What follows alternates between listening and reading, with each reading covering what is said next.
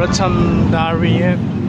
နားမှာရှိတဲ့လေးမျက်နှာဘုရားပေါ့နော်လေးမျက်နှာဘုရားမှာဒါဆူတောင်းမှုတွေပြုလုပ်နေတာဖြစ်ပါတယ်ဒီမှာတော့တော်တော်များများယုံကြည်ကိုယ်ကံမှုတွေတော်တော်များများတရုတ်ဒီ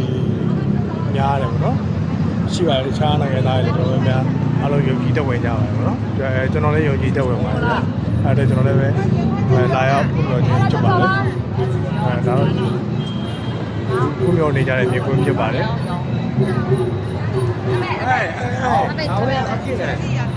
anh có trong này chạy tiếp bài quỷ အားလုံးပူဇော်နေကြတာပေါ့နော်ပန်းနေအမွှေးတိုင်းတွေနဲ့ပူဇော်နေကြတာပါမြင်နေရတဲ့အတိုင်းပါပဲဗျပန်းနေ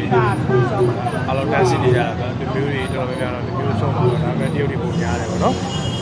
တက်ဝင်ဖို့ထိုင်းနေလဲရုပ်ကြီးတက်ဝင်ပါတယ်နော်ဒါလေးမျက်နှာအပြားရဲ့ပတ်လဲပါไปตามหน้าครับ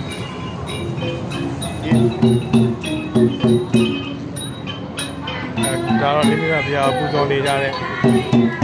မြင်ကွင်းပါဗျာ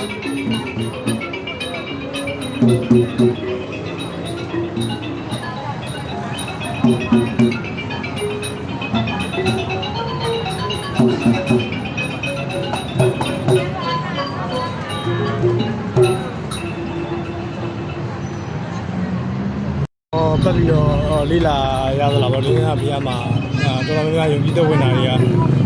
နိုင်ငံသားတွေများတယ်ဗောနော်အထူးသဖြင့်ဟောင်ကောင်တို့တရုတ်များပါတယ်ဗောနော်ထိုင်းလန်တွေလည်းရှိပါတယ်ဒါပေမဲ့တော်တော်များများကျွန်တော်ပြင်တွေ့နေရတာတော့ဟောင်ကောင်တို့တရုတ်တို့တော်တော်များပါတယ်ဗောနော်ထိုင်းနိုင်ငံသားတော့သိပြီးတော့မတွေ့ရဘူးဗောနော်လိုက်ပြီးတော့ကျွန်တော်ကြည့်တယ်လောက်ဗောနော်တခြားနိုင်ငံသားတွေလည်းရှိပါတယ်ဒါပေမဲ့အများသောအားဖြင့်China တွေများပါတယ်ဗောနော်